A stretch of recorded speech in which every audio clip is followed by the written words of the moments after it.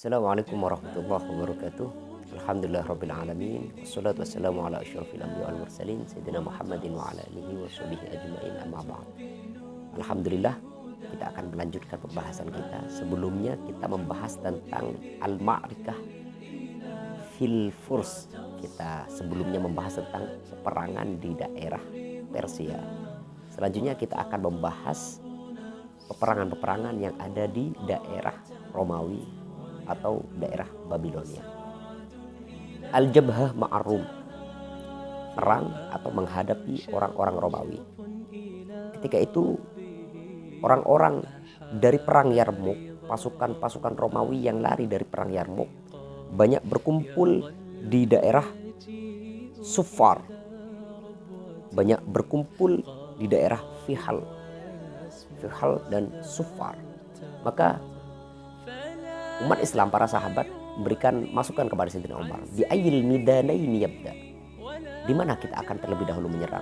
Sayyidina Umar memberikan jawaban, di Mishko, fa innaha ismu Syam wa baitu mamlakatihim, sebab Damaskus adalah benteng dari tanah Syam dan istana bagi raja-raja mereka.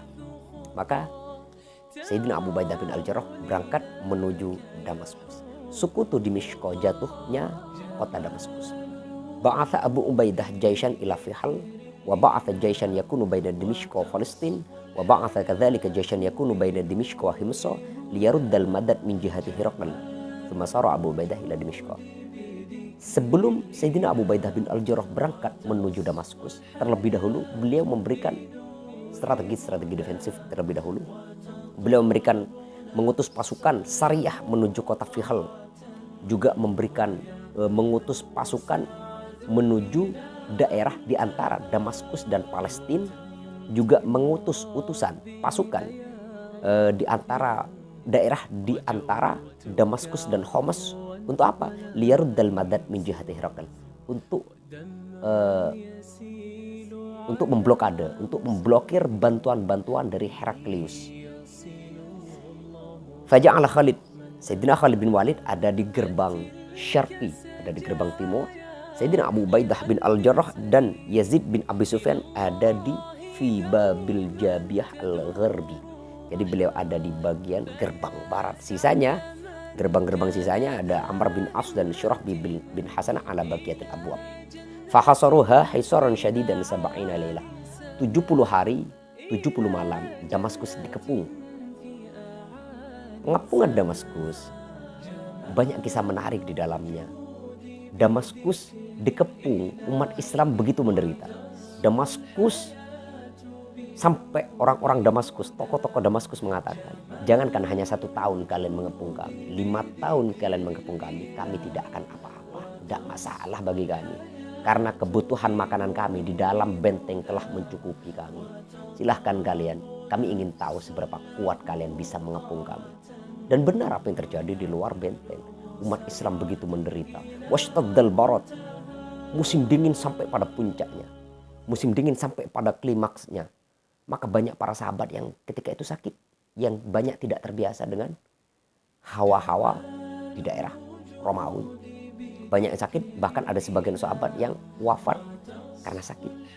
Jadi benar-benar menderita. Para sahabat hanya di luar mengepung, baca Quran dan tahajud.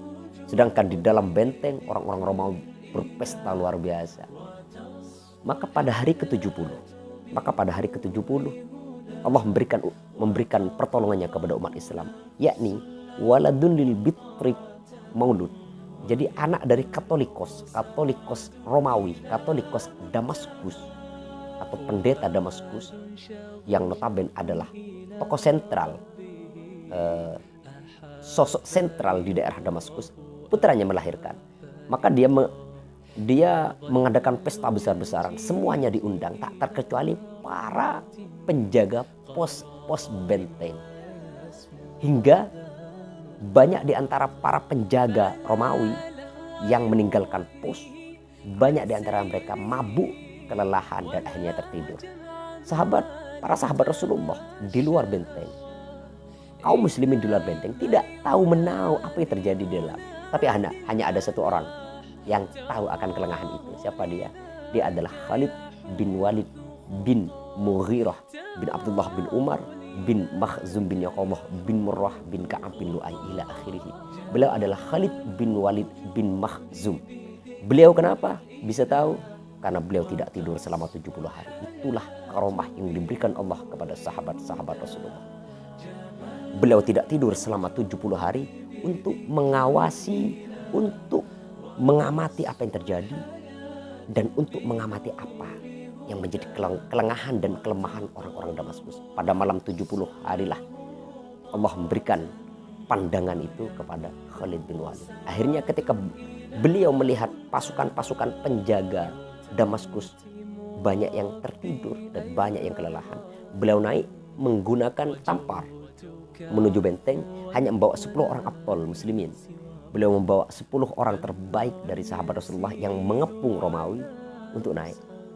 Khalid bin Walid naik, semua sahabat naik. Beliau langsung menggempur dengan 10 sahabat itu. Beliau langsung menggempur orang-orang Damaskus dari fi babis syarqi, di pintu bagian timur. Beliau gempur, beliau taklukkan semuanya. Benar-benar sporadis beliau menyerang bagian timur dari sisi Damaskus. Beliau serang semuanya dan beliau akan tiba pas di daerah as-tengah dari Damaskus. Mengapa saya katakan as-tengah? Sebab ketika mengetahui Khalid bin Walid melakukan pembantaian, melakukan penyerangan di daerah timur benteng Romawi, maka orang-orang Romawi, orang-orang Damaskus pergi ke daerah barat untuk menemui. Ketika itu yang menjaga benteng barat adalah Abu Ubaidah bin Al-Jarrah dan Yazid bin Abi Sufyan, kakak dari Muawiyah bin Abi Sufyan. Semua orang Damaskus keluar dan ketika membuka benteng, damai, suluh, kami minta damai. Loh, para sahabat yang ketika itu ada di bagian gerbang barat cukup aneh. Kenapa? Mereka kemarin berkuar-kuar bisa bertahan selama 5 tahun, kok malam ini mereka seperti kehilangan nyali, mereka kehilangan kepercayaan diri. Akhirnya Abu Ubaidah bin Al-Jarrah berangkat karena suluh. Beliau masuk ke daerah Damaskus dari gerbang bagian barat. Dari gerbang bagian barat dan bertemulah dengan Khalid bin Walid yang menyerang Damaskus dengan cara unwatan. Sedangkan Abu Ubaidah bin Al-Jarrah memasuki daerah Damaskus dengan cara sulhan. Kode etiknya, jika daerah itu ditaklukkan dengan pedang, maka daerah itu milik umat Islam sepenuhnya. Dan jika tanah atau daerah itu ditaklukkan dengan cara perdamaian, maka tanah itu tetap milik orang-orang Romawi, tapi harus bayar jizyah, harus bayar upeti atau pajak kepada umat Islam setiap tahunnya. Jadi separuh milik umat Islam, separuh tetap milik orang-orang Damaskus. Dan yang unik di sini, di tengah-tengah kota Damaskus yang pas menjadi perbatasan umat Islam dan orang-orang Romawi, di situ ada gereja Thomas. Gereja Thomas, gereja terbesar di Romawi, gereja legendaris di Romawi. Jadi separuh dari gereja Thomas milik umat Islam yang ditaklukkan oleh Sayyidina Khalid bin Walid, separuhnya tetap menjadi milik orang Romawi dan tetap difungsikan sebagai gereja. Sedangkan milik umat Islam difungsikan sebagai masjid. Dan ini bertahan selama sekitar 70 tahun. Dari tahun 14 sampai tahun sekitar 87. Ini bertahan. Jadi inilah toleransi terbesar dalam Islam. Jadi umat Islam dan umat Kristiani, umat Nasrani beribadah bersama tanpa menghina, tanpa saling mencela.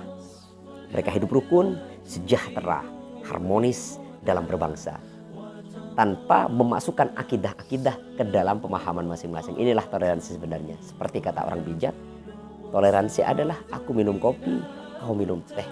Aku tidak perlu mencampurkan kopiku dalam tehmu dan kau tidak perlu mencampurkan tehmu dalam kopiku.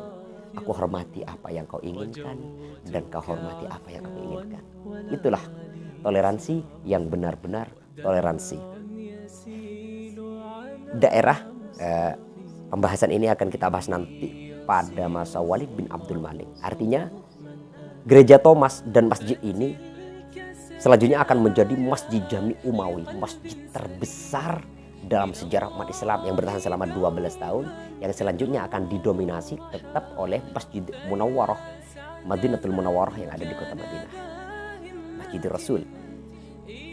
Karena memang Walid bin Abdul Malik bin Marwan bin Hakam ila akhirih membangun Masjid Jami Umawi begitu mewah.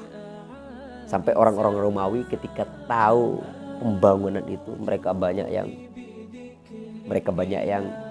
tidak percaya bahwa ini ada di dunia. Ini adalah bangunan-bangunan surga. Sebab mengapa saya katakan ini sangat unik? Karena Masjid Jami Umawi dibangun oleh Walid bin Abdul Malik menggunakan 240.000 pekerja. 240.000 itu sudah plus arsiteknya, plus para pemahat, para pelukisnya. Menghabiskan dana 240 peti, dalam tiap peti berisi 313.000 dinar. Maka 1 dinar itu jika dikurskan dalam rupiah adalah 2.400.000 rupiah. Maka silahkan hitung sendiri.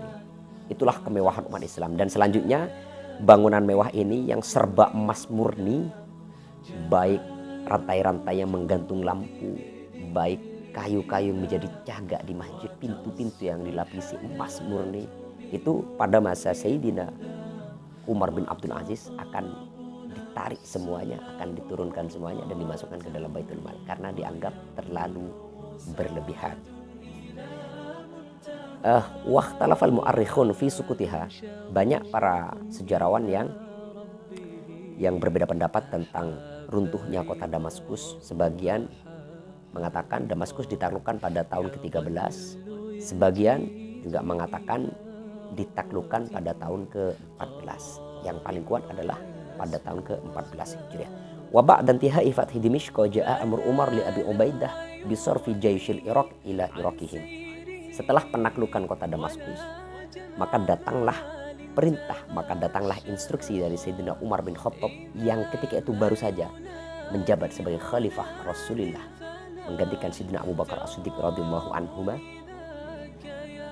Datanglah instruksi dari Sayyidina Umar untuk kepada Sayyidina Abu Ubaidah bin Al-Jarrah untuk mengembalikan pasukan Irak menuju Irak. Dan inilah yang dimaksud sebelum-sebelumnya, awwalu a'mali Umar bin Khattab tanfidhu wasiyati Abi Bakrin. Jadi melanjutkan, melestarikan wasiat dari Sayyidina Abu Bakar As-Siddiq untuk mengembalikan pasukan Irak menuju Irak. Dan dikembalikanlah pasukan Irak menuju Irak, dan Khalid tidak. Jadi Khalid bin Walid tetap diletakkan di Romawi dan beliau nanti akan wafat di tanah Romawi. Ketika pasukan Irak tiba ke Irak, pas ketika itu sedang dalam peperangan Qadisiyah yang dipimpin oleh Muthanna bin Harithah. Cukup sekian pembahasan selanjutnya ini. Semoga bermanfaat, semoga barokah. Karena sanad-sanad ini cukup kuat. Ini adalah sanad-sanad dari guru kami di Pondok Pesantren. Akhirul kalam. Wassalamualaikum warahmatullahi wabarakatuh.